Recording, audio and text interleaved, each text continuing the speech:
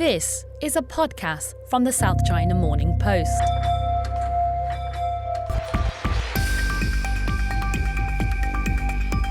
Hello and welcome to the US-China Trade War podcast.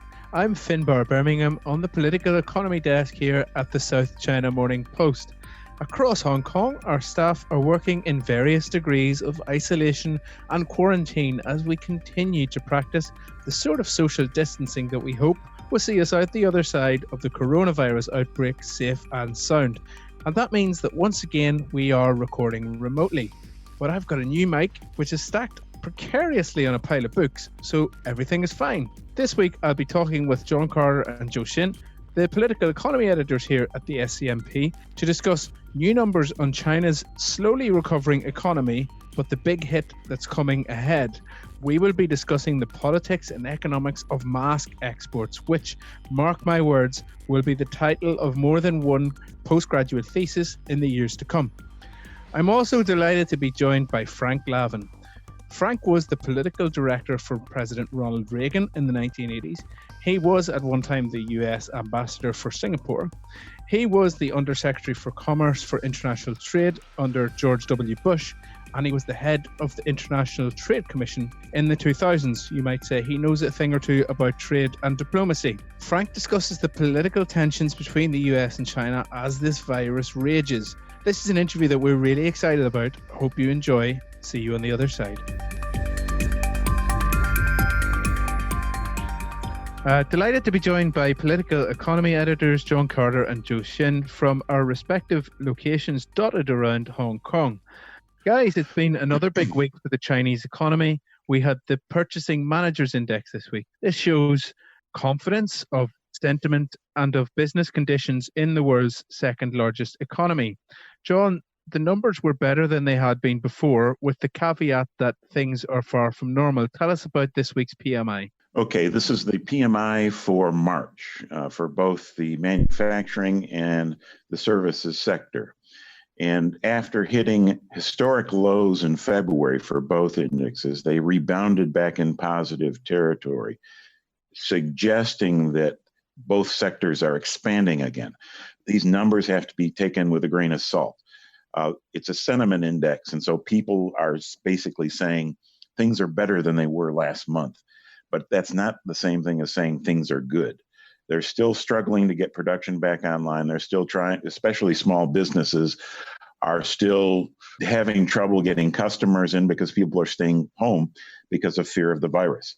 So you can't say that the Chinese economy is back to normal. All you can say is that it is better than it was in February, which means that trough, at least for now, was in February and things are starting to improve slowly. So, Zhou Xin, this shows that China is recovering slowly. There are other signs that the economy is not going so well. Some of our reporters have been doing very interesting stories about bankruptcies in China, about consumer confidence in China.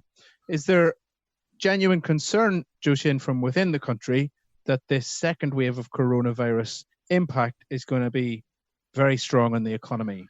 Oh, yes, there are growing worries that Chinese economy will be in a worse shape than previously expected, mainly because the global economy is slowing down as coronavirus become a global issue. And at least, Chinese exporters are complaining the sudden vanish. Suddenly, all the orders have been vanished, so their production cannot be continued. And we have a reporter on the ground in Dongguan, one of the heartland of manufacturing. And, there's so many companies just only a few weeks ago, they're trying desperately to restart production, now are laying off workers, freezing new recruitment. And, this has been the situation that haven't been seen in the last decade, which means the labor salary was actually dropping in Dongguan. Because even though the new job seekers, the size of job seekers on the ground are much smaller than normal years, the demand for labor is even smaller. So this is quite worrying. And also for consumption, it's very difficult to get everything back to normal. As we can see in the past week, Shanghai has reclosed some tourist attractions, and all the cinemas in China, which had been opened for a couple of days, and now they has facing a nationwide ban to close down again. And in Sichuan, these karaoke lounges, exactly like Hong Kong, time is not ripe yet. So these kind of service venues has to be closed down. And even restaurants, there are new rules like no more than 3 people can sit on the same table. So it's still quite a bleak picture. And this has a very negative impact on people's sentiment and also on their expectations of future incomes. Remember, China has over 60%, nearly 60% of its economy made of services. And there are really not many good news from this services sector. Well, one sector which has been booming has been the medical equipment sector. Masks, testing kits, ventilators. They've been shipping these all over the world. We've seen various reactions to this. In some quarters, people are seeing it as a soft power move, but I think a lot of people have accepted the reality that the rest of the world needs these products, and China can provide them. John Carter, from your perspective, do you see this as almost like a soft power move, or do you see it as an economic reality? Well, it's both. I think that China is taking advantage of the situation, as anyone would, and it's good for their image as long as they do it well. And there's been some question about the quality of some of the exports from China, which the Chinese government moved quickly to repair. But it is an economic reality, given their ability to turn on a dime and start producing more medical equipment with their manufacturing base, which is already one of the biggest in the world. They're able to provide the world with the things that they need that the rest of the world doesn't have at the moment. So it's both. It's both diplomacy and it's economic reality. And the item that you touched on, John, there about China trying to control the quality here. Yesterday, Wednesday, the Chinese government changed the customs rules, which means that a product can only be sold, a medical product can only be sold overseas if it's approved for sale domestically. And we found out in our reporting that there were testing kits being sold across the European Union, which had not been approved for sale in China. And that was partially because China didn't need them. China doesn't need all these testing kits anymore. And therefore, these companies didn't want to go through the process of getting the approval. I think just the very fact that stuff's being sold from China without approval for sale in China, very important equipment, resonated with a lot of people. Zhou Xin, how did you read the Chinese government's intervention yesterday? Did you see that this was almost like a damage limitation thing? They don't want to be perceived as selling dodgy medical equipment to the rest of the world at a time of serious pandemic? Oh, yes. I think, the Chinese government is trying to do some damage controls because, in China, the mask production is kind of very imbalanced. Not only state-owned enterprises are producing it, but everyone, basically, the whole country is jump onto this wagon of producing masks. And if you look at even in domestic news, every week the Chinese Supreme Court released a number of typical cases, illegal cases, and it's almost all about masks. People are making lower quality masks. People are trying to, faking famous brand masks. So when this problem spread to other countries through exports, it's a tarnish for China's reputation. So apparently the Chinese government is trying to control the situation a little bit and not allowing everyone, these kind of workshops that do not have even enough hygiene licenses, producing masks in a very quick fashion and then exported to other countries. Yeah, and Zhou Xin, I'm going to stick with you to talk politics for a moment. Chinese President Xi Jinping made a trip to Zhejiang province this week. Tell us a bit about the significance of that. First of all, Zhou Xin, tell the listeners, why is Zhejiang province so important? Why did Xi Jinping choose it as the location of his trip? And what's the wider significance of this? Yes, indeed. This is the first trip for Xi after his visit to Wuhan in middle March. In middle March, Xi was in Wuhan to send a message that the worst time of China's coronavirus outbreak is over. And so his visit to Zhejiang, which is a very important export and manufacturing base in China, which is also happened to be the power base for President Xi, so has lots of significance. Number one is Xi is trying to, the first stop for Xi's trip is the Ningbo port, which is number 3 world's largest container port. So apparently she's trying to say that, now the domestic outbreak is over, we have to worry about the value chains. China has to keep its relevance in the global economy. And for ports like Ningbo, which is important connecting dots between China and the rest of the world. So he also visited manufacturers attached to the port area. And he said he hopes them can resume production as quickly as possible, because this is not only good for themselves, for the workers, but also for the companies, for their employees, and for the country as a whole. And also for Zhejiang, it's not only like normal province, because many of Zhejiang's achievements has Xi's personal involvement a decade ago, when he was party secretary in the province from 2002 to 2007. So after Ningbo, he visited the village. He visited exactly in 2005, and where he raised his famous philosophy of green development, which in the official language is like green hills are also equals to hills of mountains in silver. And in there, he was trying to stress the importance that despite the coronavirus, we still have to stick to this sustainable development idea and the green development. And also, he was quite pleased or quite proud to exemplify Hangzhou, the capital city of Zhejiang, as an example of social management. You know, in the outside world, there are lots of criticism and some negative comments about China's social control. The Communist Party has a rigid grip of the whole society. But for Xi, it is something to be proud of. He said it's actually a capability, a governance ability of, can keeping people when you want it, you can people at their homes, and when it's okay, you can allow millions of or tens of millions of people, gradually return to works. And is this all made possible by the modern technologies in Hangzhou? So it is quite interesting for his trip to deliver these kind of policy messages. There's always something to read between the lines with these trips. Before we go, what's the main highlights coming up over the next week, John, in the economic calendar? In about 2 weeks, we will get the GDP report for the first quarter. Of course, this is the report everyone expects to be very negative, showing the first contraction in the Chinese economy since 1976. But we will also get March data for things like industrial production, retail sales, and investment. They were extremely weak in February, in line with the sentiment indicators. So we'll be able to see at that point whether the real economic data, these retail sales, production, and investment, will rebound like sentiment did. My suspicion is they will rebound, but not quite as well as sentiment did.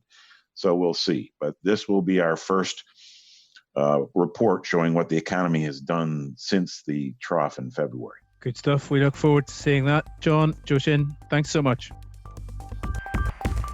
Delighted to be joined by Frank Lavin. Frank is the CEO of Export Now, and he is a long-time US government official, having served in all sorts of roles across the decades, Frank. Would that be fair to say? Yeah, I started in the Reagan White House, which certainly dates me a bit. I was just a pup, I guess, and spent about half of my career in government, about half my career in business, including a big part of the career in Hong Kong, doing a lot of China-facing activities in private equity with Citibank, with Edelman Public Affairs, a lot of China projects and tasks, and I'm all China-facing now. And I guess even in your two separate strands of your career, from government to commerce, you would never have seen anything like this. What we've seen over the past couple of months, everybody keeps telling me is unprecedented. But think back to your days in government and your days as a diplomat and as a presidential advisor. At this moment in time, we've got a pandemic raging, but the two global superpowers are at each other's throats, the US and China, taking pot shots. The blame game is going on and doesn't seem to be stopping. As a diplomat, put your diplomatic hat on, what sort of tools are you reaching for at this point to try and calm that down a bit? And also, as somebody who is a student of history, I know well, which examples from history are you looking to maybe see what lessons can be learned for this current situation?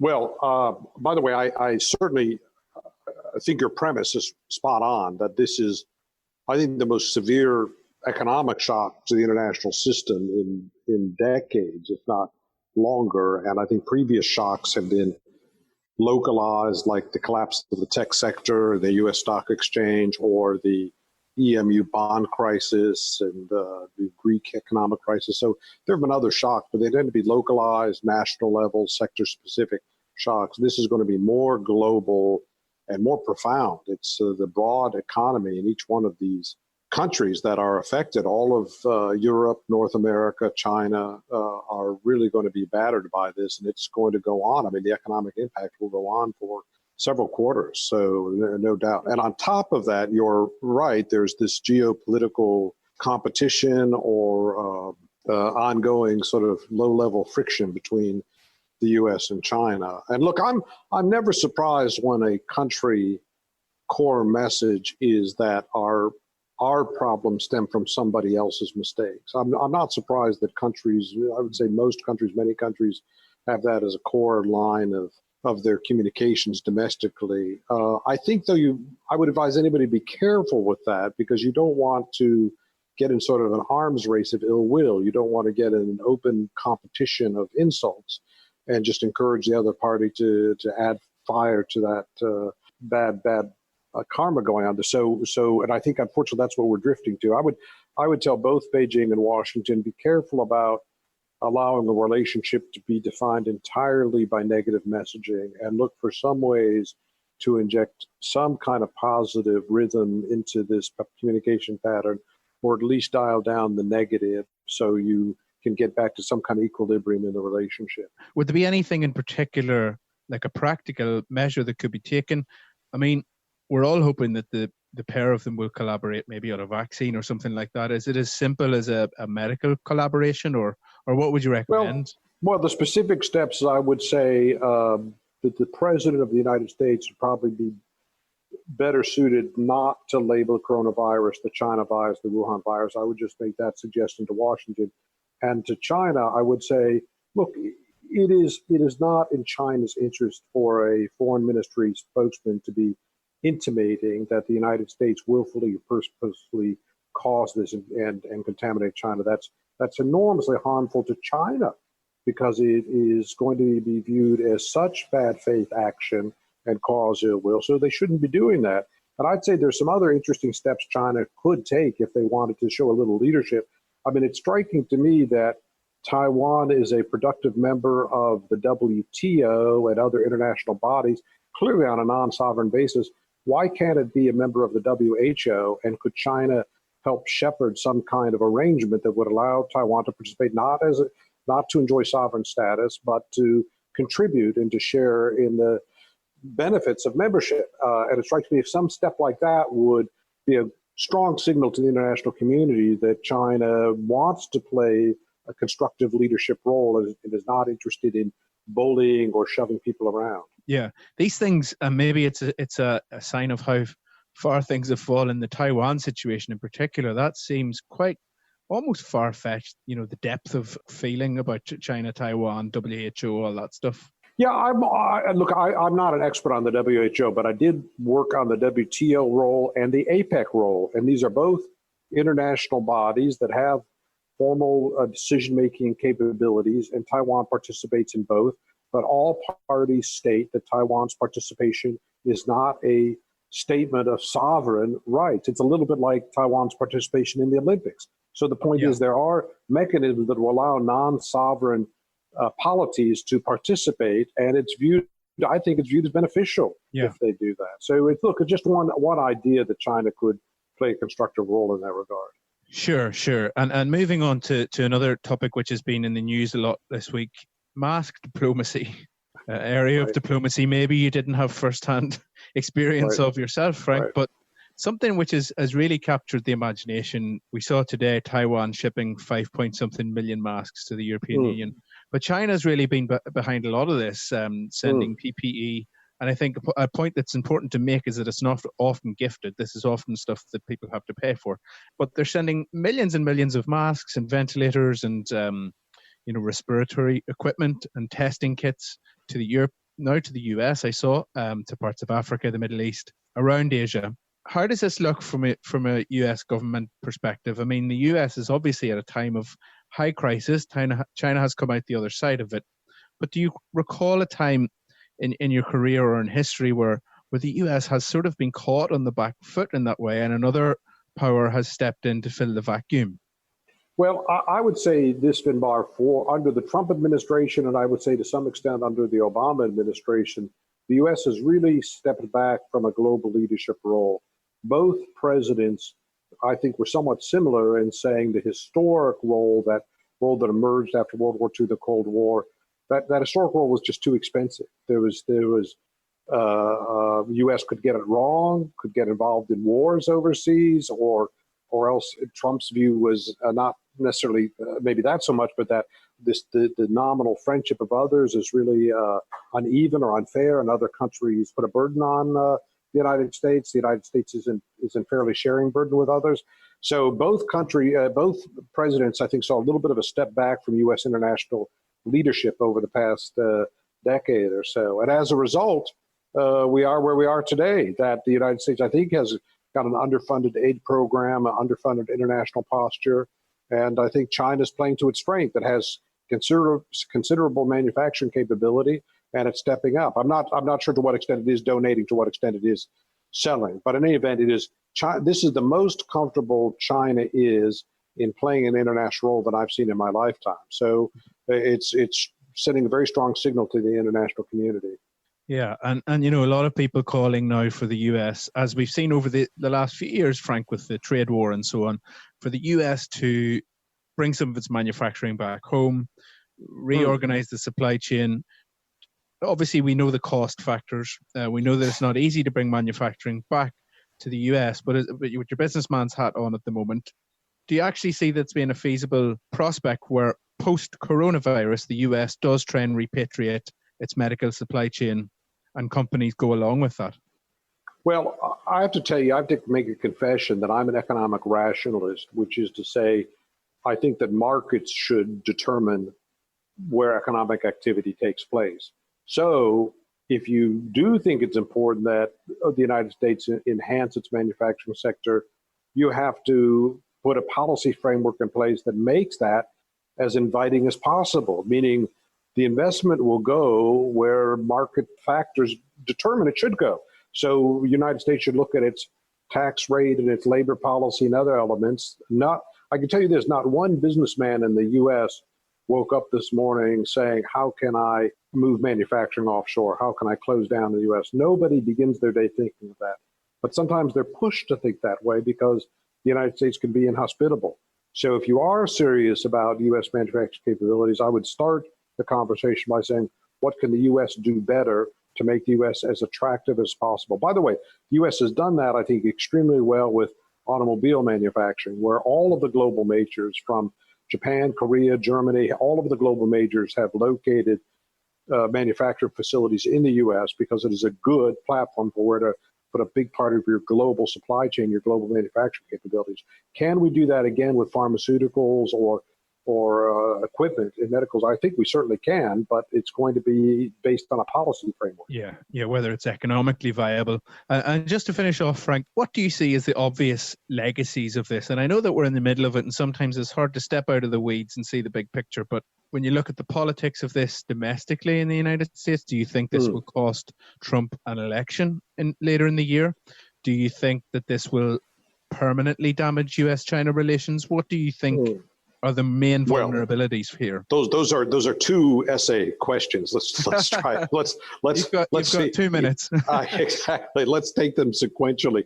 Look, enormous discussion about Trump's adeptness or ineptness in handling this and what it means and what's going to happen. I take a different analytical framework. I would say if you and I are sitting down in November and saying, did this help or hurt him politically and to what extent? I would say 90% of the answer to that question is going to be U.S. Q3 economic performance. In other words, we know Q2 will be a contraction. We anticipate Q3 as a snapback. Tell me what the numbers are in Q3, and I'll tell you if Trump is going to get a pass or not. And I saw this when I was in the White House.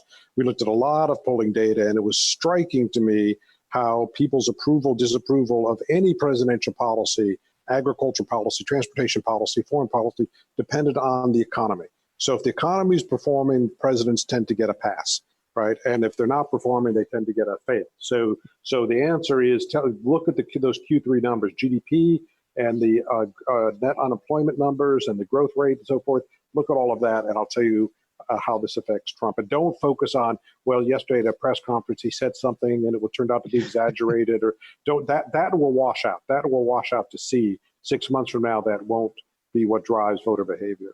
But Frank, one thing that may interrupt that is the body count from this. Sure.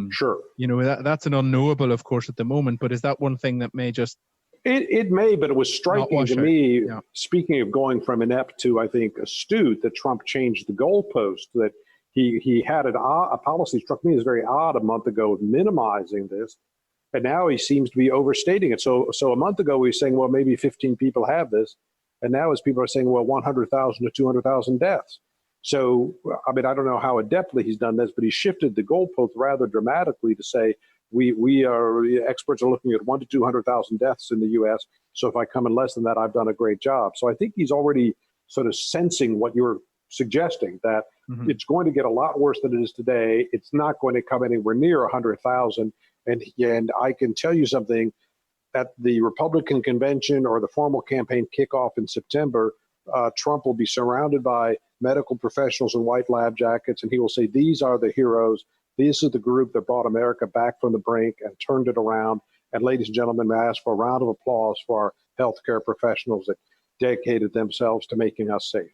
And he is going to own that issue or try to own it. By the way, the Democrats will try to do the same thing, but Trump seems more astute at sort of stage management, and he has the enormous advantage of being the incumbent, having that bully pulpit of the presidency. So, but the Democrats will say the same thing, that they'll want to salute the healthcare workers. They'll ask for a moment of silence for the dead as well. So, and just on the final question, Frank, the second essay question: is this going to upend permanently U.S.-China relations? I don't think it upends is the good news, but I'll tell you, we're in a long-term period, I think, of secular deterioration. So that's the bad news. So I don't think this changes that, and I don't think it necessarily accelerates it, but what you have are an ascendant power in China and an establishment incumbent leadership power in the United States. And I think there might be a lack of statecraft on both sides about how can this new power define its role in the world that doesn't supplant or directly challenge the incumbent power. And that story is still being written, but I've not been impressed with the tactical capabilities in either Beijing or Washington to date. So I see more deterioration in the bilateral relationship, unfortunately. Absolutely. Frank, that has been absolutely superb. And as always, great to talk to you, and we hopefully catch up with you soon. Finbarr, thanks for having me on. It's fun. Enjoyed the chat. I hope they'll let me travel to Hong Kong again. I come back and see you. Thanks, Finbarr. Thanks for listening to the US-China Trade War podcast with me, Finbarr Bermingham. Please take a moment to like, share, and subscribe to this podcast wherever you happen to be listening. You can follow us on Twitter at SEMP Economy. I'm at F Birmingham. That's Birmingham with a B-E-R, not like the city.